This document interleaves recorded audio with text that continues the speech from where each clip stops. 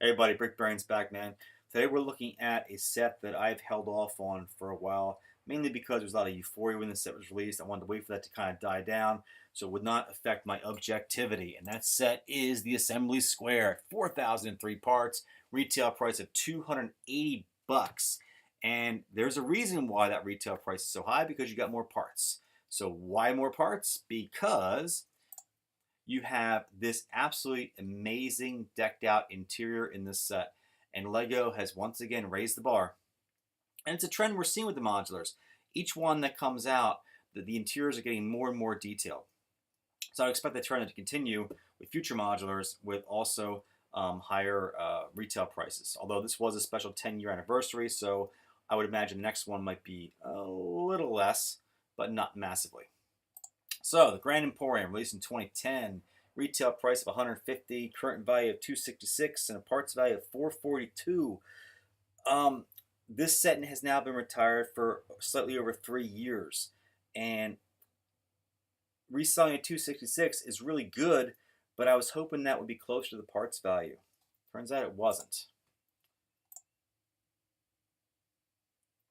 The set is currently reselling at minus 40% of its parts. I'll be honest with you, that did shock me a little bit. I thought it'd be closer. Minus 40% I do feel is kind of low for a modular, even 3 years after retirement. So let's talk about the Assembly Square. Back to that. If you've not seen this movie yet, this is Alec Baldwin back in the day. The movie is Glengarry Glen Ross. You should go check it out. It's a great character study of some sleazy salesmen. You get a kick out of it. Anyways, so moving back to what we're talking about, we have 9 minifigs. I do not see the minifigs driving the price much on this set because although technically they're all exclusive, however, they share common molds and common colors of other minifigs.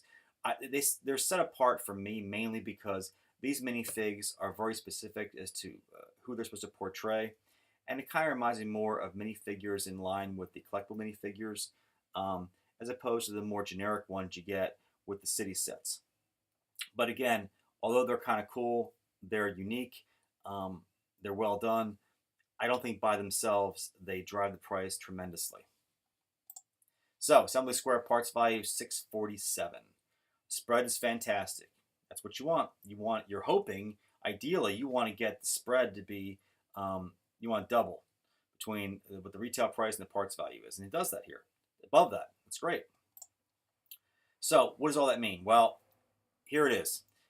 2 years when this set retires, if we plug in that minus 40%, we're looking at $388 as a reselling point. Why the minus 40% 2 years after retirement as opposed to maybe 3 or 4 years out? I'm kind of giving you what I would project to be a worst case scenario. And you have to also understand that each year that rolls by, more and more people are buying Lego sets to resell later. So the market is slowly becoming more and more saturated. I don't believe it's saturated yet, but it's just reflective of that. So, but what happens 8 years out? 8 years out, we're going to go plus 10%. Now, you're probably thinking to yourself, why only plus 10%?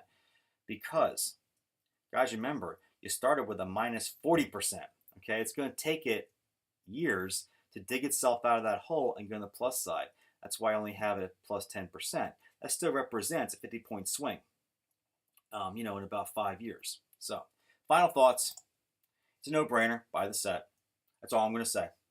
So anyways, guys, as always, I want to thank you for watching, supporting the channel, and I'll talk to you later. Bye.